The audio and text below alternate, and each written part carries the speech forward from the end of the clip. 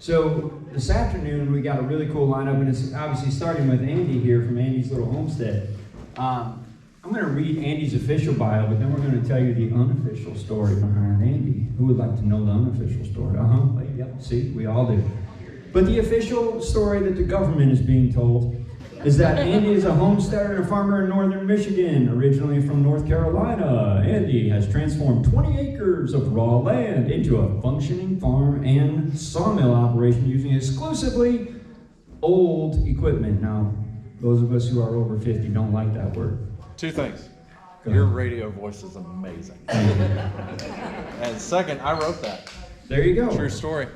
So he did write this, so in that case, fix the word old. His Facebook page, Andy's Little Homestead, has over 700,000 followers. Andy will be departing this world shortly, so if you've got questions for Andy, make sure you ask them today. Us antique people are going to see that. No, but seriously, Andy and I had a chance to catch up last night, just real quickly. And I've got kind of a unique story in my life that I was in the smallest going military branch in the world, and that's the United States Coast Guard. There's like 8 of us. But whenever you meet another Coast Guard veteran, you're like, hey, it's wild. Or you meet somebody and you're like, hey, my brother Tom was in the Coast Guard. Did you know him? Actually, yeah. That happened. I did a 23-year career in the military, and 16 of which was in the Coast Guard. The rest was in the Army. And it happened about a month ago. Somebody went out to Kansas, and they were out at dinner, and they met somebody, and they were talking to the guy, and their wives had known each other or whatever. And then so he was like, well, hey, so what do you do? He's like, well, I just retired from the Coast Guard. And he said, no way, my buddy Chris just retired from the Coast Guard. Do you know him? Chris Clark? He goes, yeah. He goes, yeah, we were actually roommates for a while. And it just, both of our minds were blown. But the other guy in the Coast Guard that I never met until last night was Andy. Andy did 6 years in the Coast Guard as well, too. So thank you very much, Andy. And yes, that's, I think, the loudest applause the United States Coast Guard has ever received, except for Hurricane Katrina. I really think you're just fishing for claps right now. I'll do anything. I got more dad jokes, but clap if you want to hear Andy instead. Okay. All right, y'all. Hold on. Normally when I make videos, I just make it up as I go. I'm not used to talking like in front of actual people. I just hold that right here. Excuse me, I hold it right here. If y'all are wondering why I'm taller in person, it's just camera angle. After I get above 205, I got a second chin that shows up right down here. So if I hold the camera up here, I no longer have that problem. So this is all pretty new to me, and I wrote down what I'm going to say. And we're going to try and follow that. I'm feeling really awkward right now. If I make fun of anybody in the audience, just know it's not personal. Chris is right there. You're doing a fantastic job, man. Bless his heart. In case you need to make it up there. Okay, so as he mentioned, my name is Andy.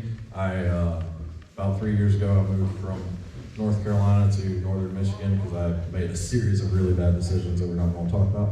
And I started out in a camper on 5 acres with basically nothing.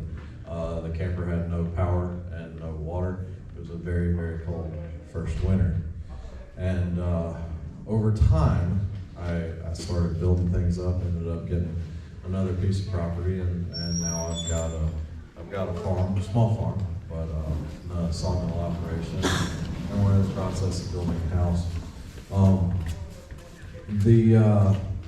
The biggest question that I want to ask, really, just the kind of overreaching thing that I want to start with is, what is homesteading? Somebody give me a good definition. Exactly, no hands went up. So, because it's hard to describe like what exactly it is. And I finally, in thinking about it, I was asked that question, I came to the conclusion that it is basically taking back the parts of your life that were previously outsourced to other people. That's it. So it can look wildly different from one person to another. It could be 2 acres or it could be 200 acres, but it looks very different, but the spirit of it is the same. It's taking back the parts of your life that were previously outsourced to other people. 100 years ago, whatever you owned, if you owned it, you fixed it. You were in charge of, growing your own food, and all these things have changed. And, there's been some benefits to it, but a lot of people want to return to that. There's not much satisfaction in being the single cog in the machine and then spending 40 hours a week doing that, trying to get as much money as you can so that you can maybe someday afford to buy a boat and have 6 fun weekends a year. Like, there's more to it. So that, as I go through this talk, that's the end goal, is just to get to a place where you're no longer outsourcing your entire life to someone else. And I've got it divided up into categories because it is homesteading on a budget. It's really easy. You see a lot of people out there who are like, oh yeah, we're homesteading here, and we got this 600 acres, and we built this giant house, and we've got a $100,000 solar setup. Who here can afford a $100,000 solar setup? I didn't think so. All right? It's just, it's a lot of it is put out there for entertainment, but it's not realistic. And my goal with all this, my goal with my channel, is to show people that it is absolutely doable. It is absolutely doable for an average person making an average amount of money. It may take a little while, but there are certain things that you can do. So I'm going to cover a few topics. I've got finding land, purchasing equipment, kind of making decisions on things like that, talk about crops and animals. We're going to talk about making money while homesteading, and then we're going to wrap it up. So let's get started with finding land. I also want to mention, I like to, it's easier for me if I'm talking to y'all like it's a conversation. So let's pretend this isn't a Baptist church, this is a Pentecostal church. Y'all are welcome to respond. I like that. That makes my life easier. Because otherwise I'm talking at you, okay? We're not just... Okay. We're Pentecostal today. So, finding land. That's the first thing that we're going to talk about. What are y'all looking for? Manageable size. Manageable size. What else? Usable land. Water. Affordable. Boom. I've got one thing that's more important than all of that. You're not going to believe it. Crappy trailers. Crappy single-wide trailers. Crappy single-wide trailers with additions put on them that were clearly not done by a professional. Follow me. The reason that you're looking for that is because what's the goal? It's to take back your life. It's to take back the things that were previously outsourced to someone else. And if you are driving through an area and you see a whole bunch of crappy trailers with non-permitted additions on them, the inspections department does not enforce there. Think about it. Zoning and inspections is one of those things that's like really annoying. And every municipality is different. Every county is different. Every little area is different. And no one's going to advertise, yeah, we don't inspect a damn thing here. Like, they're not going to do that. So that's your really good indicator as you're looking around. And there's other things with that, affordability was mentioned. That is huge, okay? And I would almost put affordability in a category above resources available. And I know that sounds a little bit strange, but consider this. 100 years ago, people lived everywhere. They lived everywhere in this country, in all kinds of different places. Some of them had rivers. Some were in the middle of a plain somewhere with no water for miles, and they all made it work, okay? So you could spend all this time trying to find the absolute perfect piece of dirt, but you're always going to find it lacking in some way, and if you don't find it lacking in some way, guess what? You can't afford it, dude. That's it. So that to me is one thing that is important, but there are other things that are important besides having neighbors with crappy trailers. Also, that's a good indicator that they're not going to call the cops on you for your dogs barking. Ask me how I know. Do y'all want to hear that story? I have a question. What kind of dogs do you have? This week? Look, my wife takes care of the animals and she makes the decisions on them, and I say yes, ma'am, because I want my wife to be happy. But we got pit bulls and we got a couple Great Pyrenees. Okay. So, anyway, I am going to tell that story because neighbors can actually make a pretty big difference. I guess since we're on the subject of land, it's a story worth telling. We have our piece of property, and we stayed there one night shortly after getting it. I had some friends over, had the camper set up. We weren't loud, nothing like that.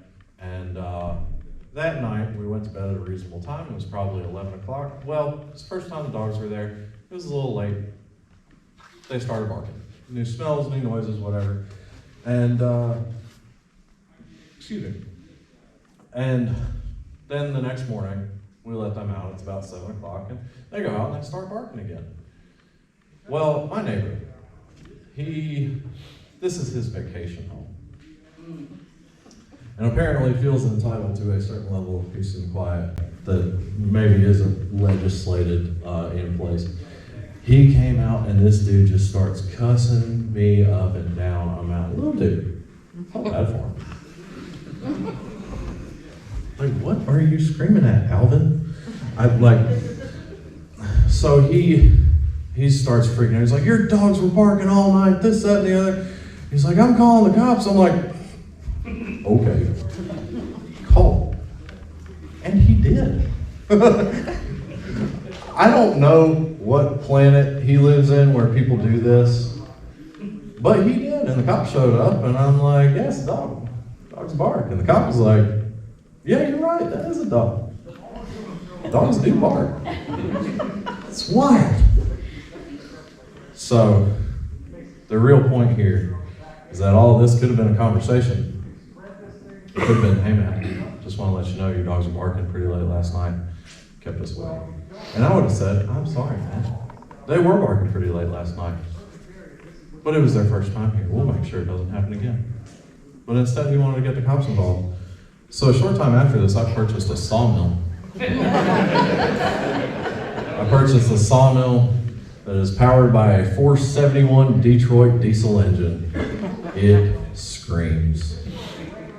And this is worth touching on because I knew that I was entirely within my legal rights on this as well. I was going to park that sawmill somewhere back in the woods. No, you want to be like that? I parked it right next to him. Right there next to him. And the amazing thing about it is that I am covered. There is a lot of problems that I have with Michigan legislation, but one of the things that they have is what's called the Right to Farm Act, and it is really a lot of things that allow people in agricultural operations to basically get away with. They don't require inspections on agricultural buildings, and it doesn't matter what the noise ordinances are in that area. No complaint as it relates to noise of normal agricultural machinery in the process of making agricultural products is valid. And I read it word for word, and it actually said right in there, in the definitions of agricultural products, it says trees and tree products. I'm like, well, dang, those are trees, and that stack alone, there's a tree product. We are good to go. So I scream that thing as much as possible. I will out-redneck you every time. All right, so we're on to equipment. One of the things that I feel like is somewhat unique about my channel and the things that I do is I run exclusively old equipment.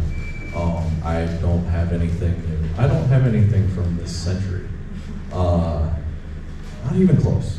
So what I'd like to do is I'd like to do kind of as a demonstration of like the real numbers on this is because I'm unprepared, because this is my entire speech right here.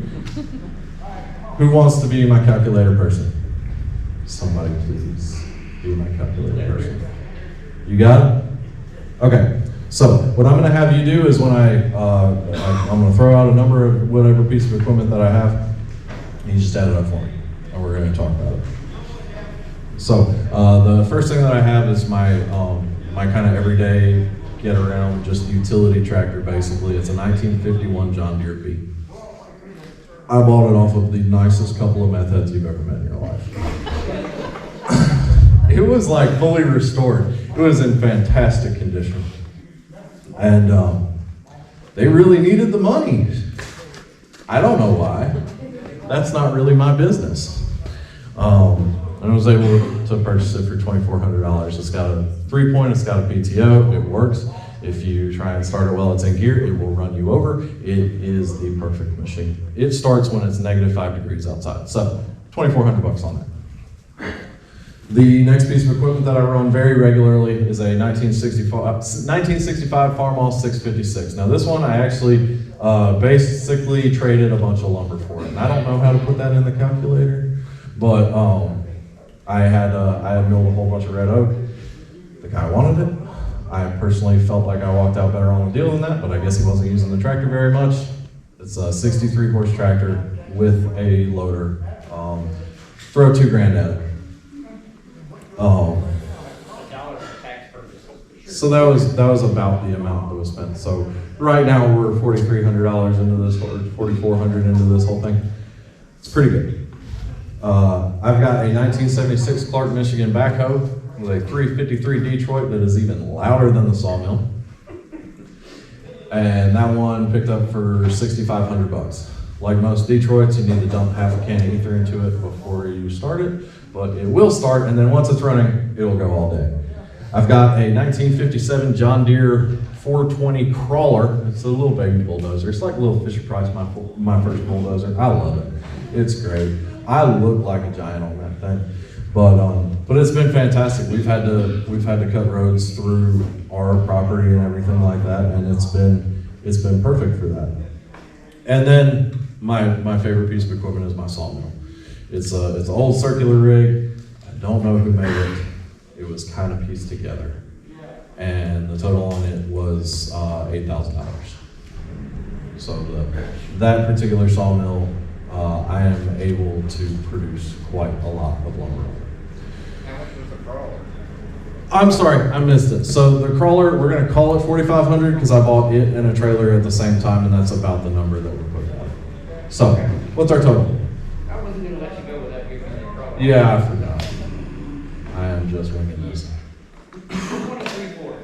23,400. $23,400. Okay. By a show of hands, who has purchased a new vehicle in the last 5 years? How much was it? 18.5. 23,000. 23,000. Right. 80K, 80K. What do you got? 2,509. All right. 100 pounds soaking wet. Now, my point is not to, not to call out any kind of purchases because people buy the things that they need and that they want to pay for and things like that. But my point is that it's all really, really attainable. All of this equipment was purchased over the course of several years. It does everything that I need to do. And then you compare it to something like, one of the most common things that I see on my videos and things like that, a lot of people are like, Andy, you should buy a skid steer. And I'm like, that would be great. I ain't got skid steer money. If I took everything else and sold it, I might have skid steer money, and then I've got one skid steer. And then what happens when it breaks? Because it will. I'm really good at breaking stuff. I don't know how many of y'all watch my videos, but I'm a professional. Whatever it is, it's gonna break. It doesn't matter if it's new or if it's old. But everything that I have, it does one thing really well, but it can be a backup for something else. So if the Farmall with the loader goes down, I can still load logs onto the mill with the backup. Nothing stops. Everything keeps moving with all of it. And then if you were to compare that to new prices, so the John Deere B is a 24 horse tractor. I would definitely put it at a higher level than a modern 24 horse tractor, but like a compact tractor. And a modern compact tractor, even if you go cheap, you're probably going to be, and somebody can correct me, $20,000 to $30,000 range. That's it for one piece of equipment. The Farmall is a 63 horse tractor. Anybody got a number on that? No, I have no clue. My guess is probably in the $50,000 to $60,000 range. All right, and that's it. And the thing is that a lot of times you'll go to the Kubota dealer, you'll go to this or that or the other, and they like to package it up neatly. They put it in this nice neat little package that says, oh no, it's great. You're only going to pay $700 a month on it for the next 10 years. And it'll be fine. You'll be able to afford it, this, that, and the other. But the thing is that as soon as you take on a payment on a piece of equipment, you owe that payment whether that equipment is working or not. If that is making you money, you owe that payment. If it is not making you money, you owe that payment. And then the total dollar amount that you put out after it's all said and done, it just does not make economical sense. And then from there, even farther than that, it's not just the initial cost. It's also something that I'm sure you all have heard the word, is depreciation. All right? So when you buy something new, from the minute it rolls off the lot, you're losing money. All right? And I have a really good real world example of this. For about a year, I worked for a insurance restoration company. My boss had nothing but used like early 2000s Chevy vans. He bought them at auction for like $3,000. They all had 200,000 miles on them when he got them. It was a kind of mid-sized company. I think he had like 30 employees or so, and he had about 30 vans there. Some of them were just backups. But they were in the shop a lot. And I was trying to figure out, like, why would you do this? My boss was a real smart guy. I knew there had to be a reason. But he laid out the numbers for me real simple. Guy number one buys the van. He pays $35,000 for it. He takes it to 200,000 miles, and he sells it for $3,000. It cost him $32,000 to run 200,000 miles. My boss buys it at 200,000 miles for $3,000. What if he has to put an engine in? Who cares? What if he's got to put a transmission in? So what? Because he could spend $12,000 keeping that van running to 450,000 miles, which he did. And by the end of it, he spent $15,000. And that's kind of a high estimate number. So guy number one spent $32,000 to go 200,000 miles. Guy number two, my boss, spent $15,000, less than half. And that's the real number. You see, the thing is with any equipment, you don't need equipment. You need to solve a problem. That's the only reason to have it. I mean, I love my equipment and it's fun, and they're kind of like toys because I have a really good time with it. But at the end of the day, the goal is to solve whatever the problem is. So if you look at it within that context, maybe you won't necessarily look at it like, oh, well, I need a tractor with a loader. I'm going to go to the Kubota dealership and take a look at it. Because they're out there. There's plenty of good deals to be found. And the thing is, if you're going with the old equipment route, the parts are still available. I mean, all the way back to the 1950s, which is what my tractors are. They're there. The things that wear out, they're super simple to work on. You don't end up having, you sure as hell don't end up with a check engine light coming on and the tractor going into limp mode and needing a dealer to reset it. It doesn't exist. And it's awesome. You can keep them running and keep them moving. They're out there, they're available, they're cheap. And you know what? If I buy my running John Deere for $2,400 and I use it for 5 years and it's running in 5 years, I can sell it in 5 years for $2,400. That's it. The depreciation's done. So there's just a lot of opportunity there in using old equipment. And a lot of people are kind of intimidated by it because, oh, well, I don't really know how to work on things. Well, neither do I, dude. YouTube exists. Like, figure it out. It's not that hard. All right, so the next thing that we're going to talk about is crops and animals. But first, I'm going to tell you all a story. In the beginning, God created heaven and the earth. And after that was created, God continued on with his creations, and Satan approached God. And he looked at God and he said, just let me design one thing. And after some pressing, God said, okay, I'll allow it. And Satan designed a goat.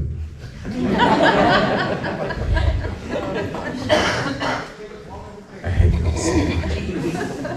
My wife loves goats, and I love my wife, so we have goats, but I really cannot stand them. I am by no means an expert in this area at all, but I can tell you a few things. For the average person starting a homestead, if they're looking to make money off of crops or animals, or they're just looking for stuff for them. They're looking to grow their own food, produce their own meat, whatever. That's great. Figure out the numbers beforehand. Okay, because my wife has this problem where she'll go on Facebook Marketplace and be like, oh, you're so cute. We don't even have anything set up for that. Yeah, but you're going tomorrow. Okay. It happens. It's better to have the plan, okay? Because you take something that's like a goat and you raise it, you feed it, it destroys 3 fences, it falls down into your well pit. That actually happened. I have pictures. All those things, and for what? If it's something where you're using it as a milk goat and you're milking it every day and you're using that, then yes, that may make sense for you. But you've got to look at the costs and break it all the way down. For me personally, I love chickens. I love chickens so much that's when I cuss, that's the noise that it makes on my videos. They're super productive. They're super low maintenance. They produce super high quality protein on almost nothing. But you can still lose money on chickens. The thing is that if you walk into Tractor Supply, see how much chicken crap they got. I mean, they have so many things available. You can buy the fancy nesting boxes. You can buy the feeders and the waterers and the heater for the waterers and this, that, and the other. You can do all that. If you do all those things and then you purchase commercial layer feed for those birds, I don't have the numbers because I'm grossly unprepared. But I promise you, it is more expensive than it is to go buy eggs. That's it. So, as with the equipment, you don't need a feeder, you need to solve the problem. You don't need a waterer, you need to solve the problem. I mean, they sell a $15 feed scoop at Tractor Supply, and it works great. I'm just kidding. The point is, if you're looking for something to buy, they're going to put something out there for you. They're going to make it available, but that's not the end goal. You're looking to build something that's sustainable so that you're not dependent on other things outside of you. So just try to get creative. Again, most of this stuff is not like, it's not super detailed. And again, I'm not super experienced with any of this. There are plenty of people who know more than I do. But the point is just I want to kind of get you into that mindset. So there's that. Next on the list is making money with homesteading. So who here is in the process? You've got something that you do, that you have a product that you sell, or you have a service that you provide based off of what you produce. Who's got one? What do you guys do? Right now I sell eggs. Selling eggs. What else? Teach coaching classes. All right, that's great. What else? Seamstress. Seamstress, all right. Would you come down here for me? Sure can. I didn't make this dress. That's okay. Okay. What's your name? Alexandra. Alexandra, it's fantastic to meet you. Is it okay if I pick on you for a second? Sure. Okay. This is a white woman.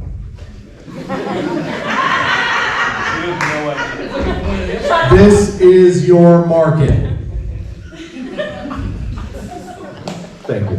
You're welcome. I know that sounds ridiculous, okay? I am well aware that it sounds ridiculous. I'm trying to think of a good example because again, I'm not very prepared.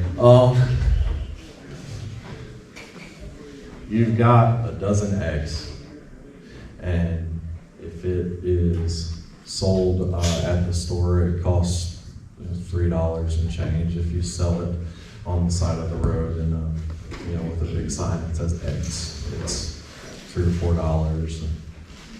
But if it's in a fancy little store that's covered with burlap and stupid Pinterest crap like that, it's now worth $6. The point is, the value of anything that you sell or produce is based on what somebody is willing to pay for it. And the Pinterest crowd, man, they're a lot more willing to pay. All right, so for me, the biggest thing that I can say, especially when you're getting started in it, is to diversify. Try everything. kind of feel out what works and what doesn't, because there's things that are worth your investment, and there's things that really maybe aren't worth your investment. So you've got to kind of feel it out. You've got to know the market in the area. You've got to be able to kind of tweak things along the way.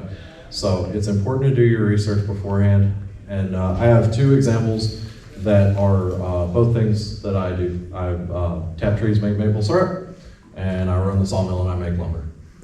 So, example number one, tapping trees and making syrup. The initial setup cost was not very expensive. I've actually got them on tube, so I've got like 4 trees will supply 1 bucket. I'd empty that 5-gallon bucket every single day, and after I've gotten 200 gallons of sap, I can boil that down into 5 gallons of syrup.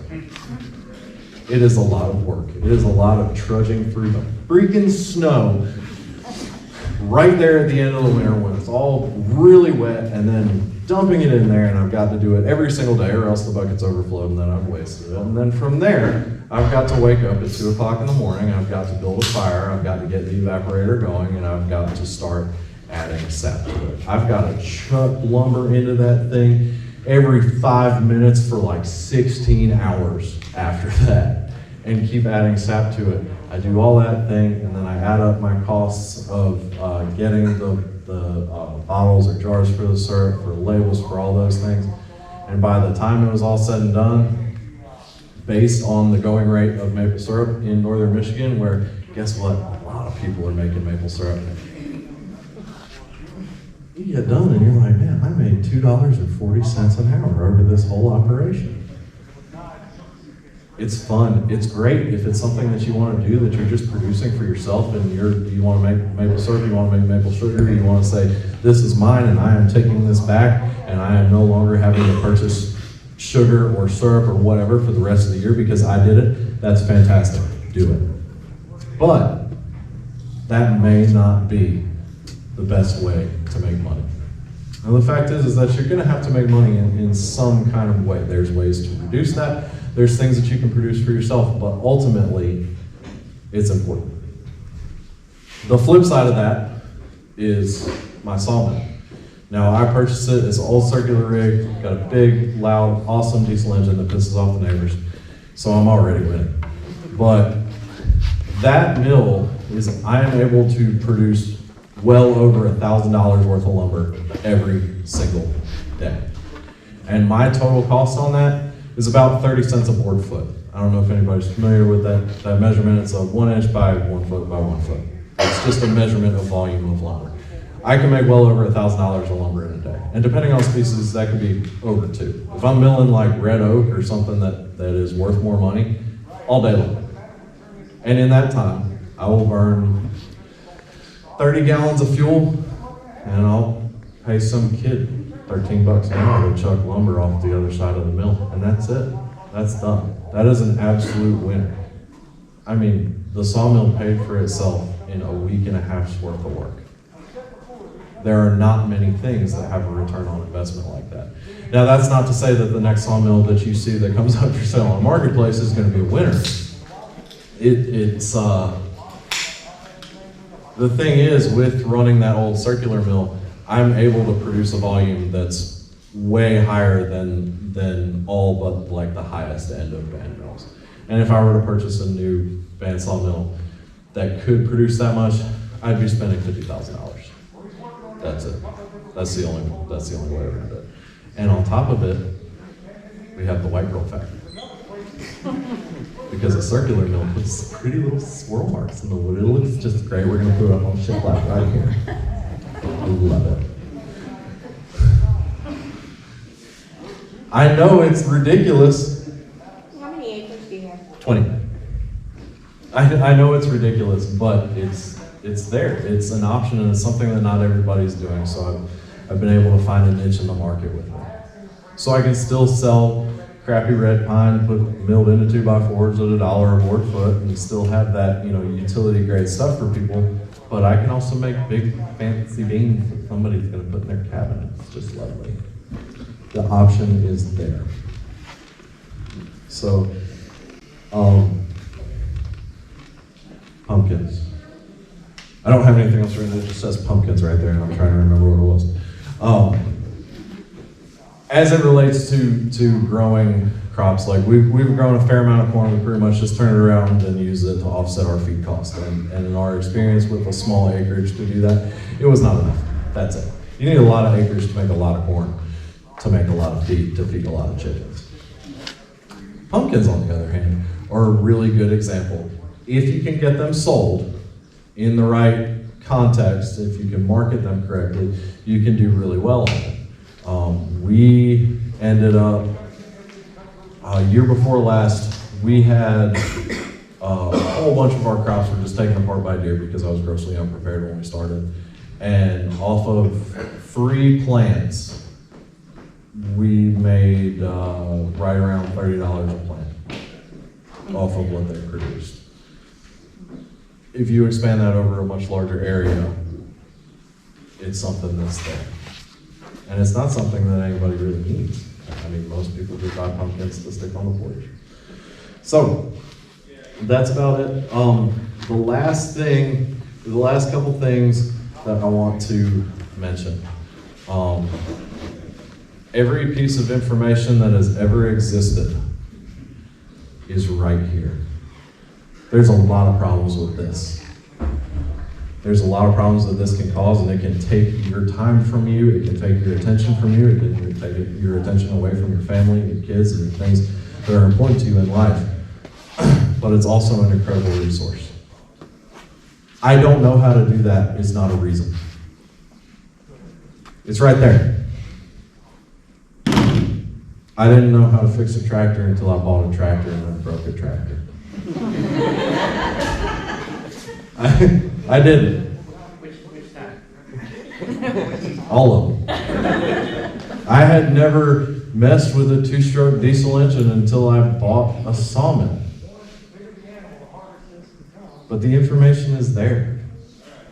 So that time that you might just be like, laying in bed, scrolling, doing whatever, like watching me. I'm just kidding, keep watching.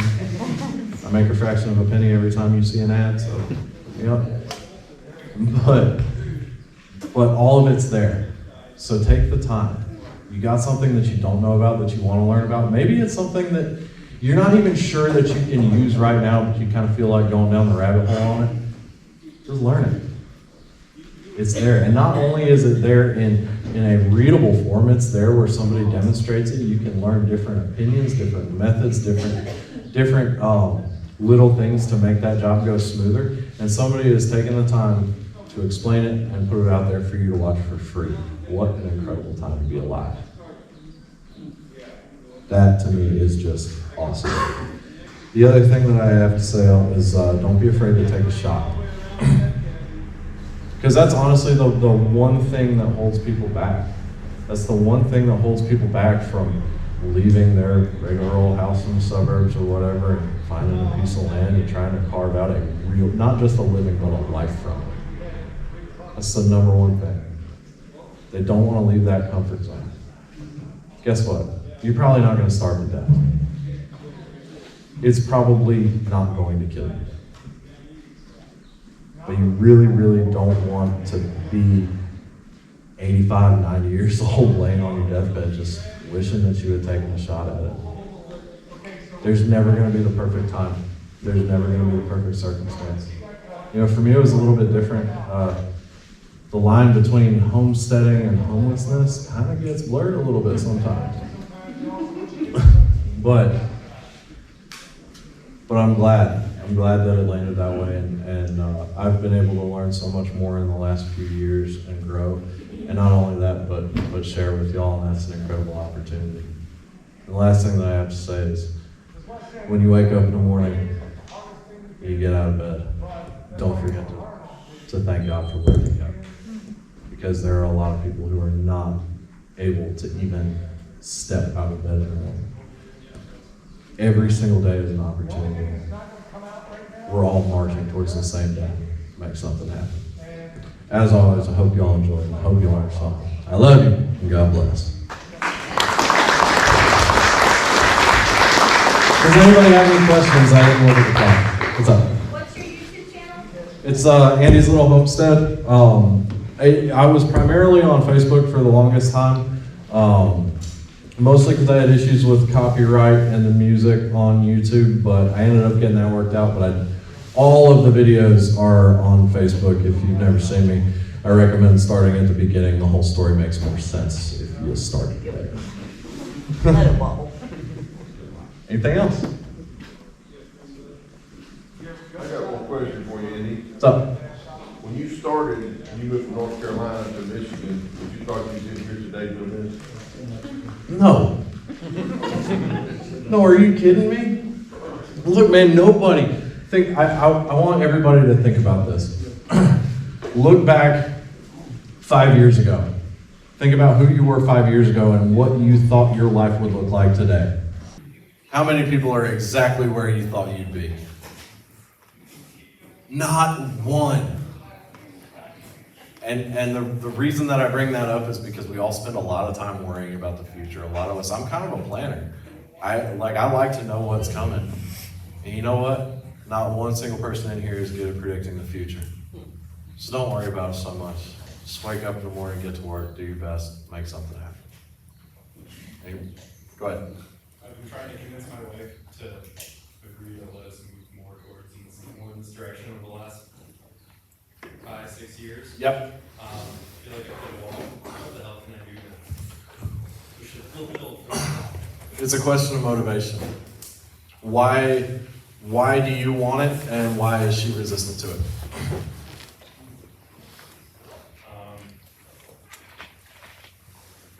She's resistant to it because she likes it. She doesn't want to live far from people at all. Okay. I want it because I'm the only guy that ever actually been happy when I started making something for myself. Heck yeah, I get that.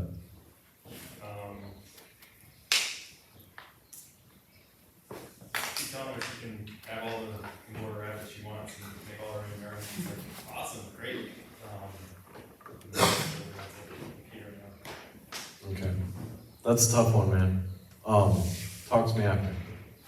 Because that gets into like deeper kind of stuff, and we'll talk. What's up? Can I respond to that? Yeah. Because I was her. Yes, listen to her. And now I'm at a homesteading event. I have no idea. Do you want the microphone? So my husband just kept going and doing his thing. We have 25 acres. It was unfarmed. Never gonna farm any of that. He got this idea, and I'm like, I mean, arguments. I was like, I am not moving out there. You cannot make me move there. I don't give a fat rat whatever that you go out there, but I am not going. I mean, that was for years. That's a pretty solid agreement, actually. I mean, for years, right? So then, he's like, that's fine, you don't have to. But I would love to go, I'd love to keep working on it. Fine, do your thing, but I'm not going. And he kept going. And I started noticing how happy he was when he would come home. And I was like, oh. You had to put a stop to that, didn't you? We can't allow this to continue. So, but I kept noticing that. And that was refreshing because he hated his job so much that it was nice to have that guy back that was so kind and like happy to be around. And so I started praying, and I don't know if you're a praying type, but I was like, Lord, you need to change my heart because I can see what it's doing for him, but I don't want any part of this. I mean, I was adamant. We'll be married 29 years next week. So I was like, I knew it was a lot to throw away for just not wanting to move to a farm, but I can't say that I didn't entertain it for a minute because I was like, I really don't want to live out there. So I just started praying, and now I'm excited. It's so weird. I don't know who I am, but prayer works, and so I just wanted to share that. Like, he just kept doing his thing, and he allowed me to do what I wanted, and that was a big piece. He allowed me to feel how I wanted about it, whatever. Like, he was just enjoying it, so I was going to get a camper and a tiny home and move somewhere, and we were going to visit sometimes, and I was okay with that. But, you know, he was like, whenever, if you want to stop out and see things, great. you know, but he just kept doing his thing and allowing me to feel and be what I wanted. And now I'm at a freaking homesteading event. I don't even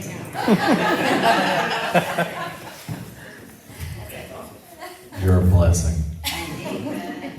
All right. Anybody else? What you got? Andy, I'd like to respond to this young man over here. Let's do it. Homesteading is there's a lot of gratification. To know that you are providing for yourself, is really gratifying. We had dogs all of our life. We fed those dogs. I duck hunted with that dog and he was a great companion. But he never once spit out an egg for me to put on my table to eat. and you know, that was the difference. And homesteading. If you eat a dog egg, you should get help. Homesteading is jumping out of an airplane and packing your chute on the way down. I love it. Yeah, I mean, you're really not gonna know what it's like until you get into it, because everybody's situation is different. Whether you have kids, you don't have kids, the piece of land that you're working in, or what you're doing. And again, I mean, it kind of goes back to the goal, and are there areas that you could, you know, work towards that now, and things like that. For me, you know what? I'm gonna get personal. So, as anybody who follows the channel knows that I am a recovering alcoholic. I got sober by the grace of God January 14th, 2019. I appreciate that. Do not clap for me. I did not do it on my own. I tried on my own plenty of times. It did not really work, and that was not made right until I truly gave my life to serving something greater, and that's Jesus Christ, and that's it. I can't tell y'all any other different way. Now, when you do that, when you poison yourself for 15 years straight, as much as you possibly can, it ends up messing with your brain a little bit. It messes with your brain chemistry, and for a long time, I was depressed. I think I was depressed before I was drinking, and I was definitely depressed after getting sober and feeling the entire weight of that.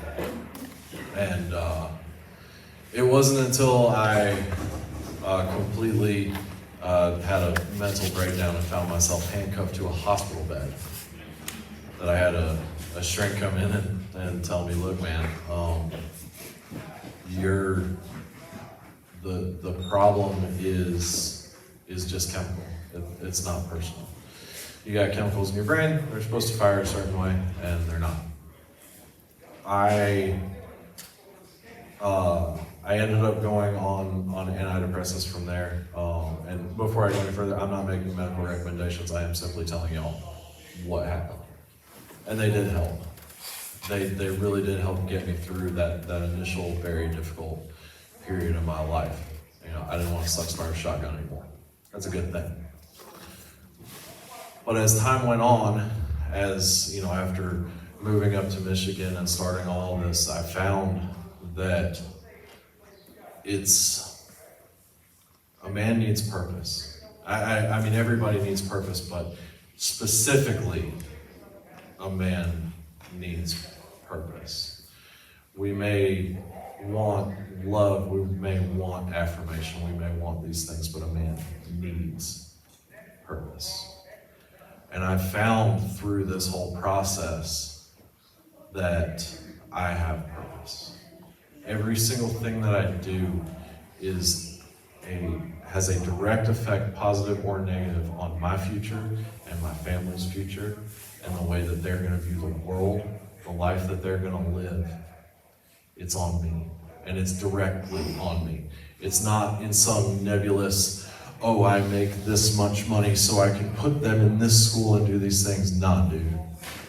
It is me, with the opportunity to run this family and to build this life that nobody can take away from me. I have purpose. I haven't been on antidepressants for almost a year now. I'm not saying flush your meds, buy some land and go. and get a sauna. I am not saying that. I am not a medical doctor. It's a very complex issue. But I think that is something, if you look at mental health as a whole, you look at the way that things are going, men don't have purpose, man. But you can't take it back. It is an option. Anybody else? What's up? When you made the move to Michigan, did you move up there with this goal? And did you have people with you? Hell no. Did you have people with you? Did you have community? No, man, it was self-imposed homelessness. Well, kind of. We had, so my wife and I had planned on moving to Michigan. And then she left and went. Yeah, there was a lot of reasons for that, and I earned it, trust me. But we had talked about it along the way. We had planned on leaving coastal North Carolina to move there. We had already purchased the 5-acre property and had the camper there. And basically what it was, when she left, it was, okay, well, we were planning on doing it anyway. I am going up there anyway, so that's just where I landed. That was it. I mean, I had a couple friends, but not like close friends. Pretty much just got there, and prior to that, I had owned a roofing company, and I finished up the contracts that I had and loaded up everything I owned on a homemade equipment trailer and put it behind a 1980 GMC 3500. Her name's Stacy, by the way. Some of y'all already know that, but yeah, and just put it all on black and let it wobble, man. It was a little scary, but I mean, whatever. What was I gonna do? Stay where I was, try and make a bunch of money, go through a court battle, have the kids deal with that? I'm not doing that. And unfortunately, along the way, after a long period of rebuilding that trust and staying sober, my wife and I are back together and are really good. So that's pretty bad. I'm very fortunate. But no, it's just, here's your 5 acres, here's your camper. There's a small hole in the floor, don't fall through it. And good luck. First winter was cold, man. I don't know, I think we're so conditioned to seek comfort in all these different areas. Well, when I was mentioning, you're probably not gonna starve to death, you're not. I was cold. I did not have power. I had to bring in water in 5-gallon jugs, and I had a propane space heater on the wall. And when it was down to -10 outside, it would get the inside of the camper to about 40 degrees. It made so much condensation on the walls, the ceiling, it would sweat, it would drip on my face while I was asleep. I didn't die. Just keep it moving. What's up? Michigan is one of the places that I am looking at homesteading. Don't. I'm just. Don't? I was gonna ask if you find yourself limited to what you can grow, or like your season. Where we are, so Michigan is wild because it is a series of microclimates. I mean, from around Detroit to northern Lower Peninsula where we are to the UP, I mean, it's completely different. As far as limitations, I believe our average last frost is beginning of June and average first frost is middle of September. So I can't grow full season corn. There are definite limitations from there. It's basically, when you plant that garden, that's your shot for the year. Once ground's thawed, get it in, and you kind of get what you get from there. But there are benefits and there are downsides to every place. The Michigan Right to Farm Act is huge. I mean, it is awesome. There are not many pieces of legislation that are so pro-freedom, basically. That's fantastic. Not all places have that, but there's ups and downs to every place.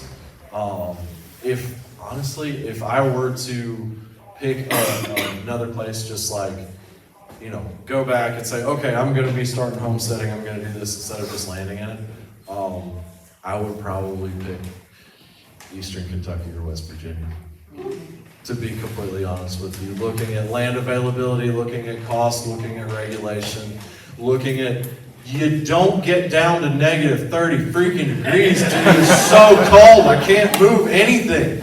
It's brutal. No, it's not that bad. You get used to it. I mean, I did. Don't? It's not that bad. No, it's really not. Okay, so my perspective was moving from eastern North Carolina, where it's like 96 degrees and 100% humidity, and me and my guys are roofing freaking houses. Like, that is brutal. At a certain point, whether it's hot or cold, discomfort is discomfort. You can deal with it or don't. You know, I mean, I keep working until it's about negative 10. That's my cutoff to no longer work outside.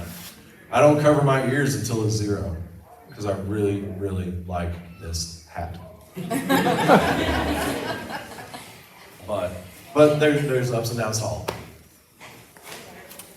My husband would not forgive me if I didn't at least share our YouTube channel that we started, knowing that I spoke. So it's Homestead Ridge, like homes like Sherlock, Homestead Ridge. So there you go. So if you're interested in finding out the crazy that we're going through, you're more than welcome to check it out. Well, and you know what? That's great. Is that there are so many there's so many people out there who are doing what I'm doing. There are so many people out there who are filming it.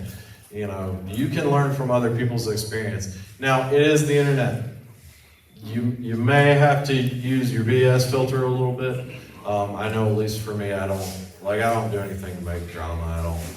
I don't come up with problems just for clicks. That's just dumb. But you know, watch it or don't. I'm good enough at breaking stuff on my own. I ain't gotta do that. But yeah, there's you know, like hers, and there's plenty others out there that you'll you know, you have the opportunity to learn. So definitely learn.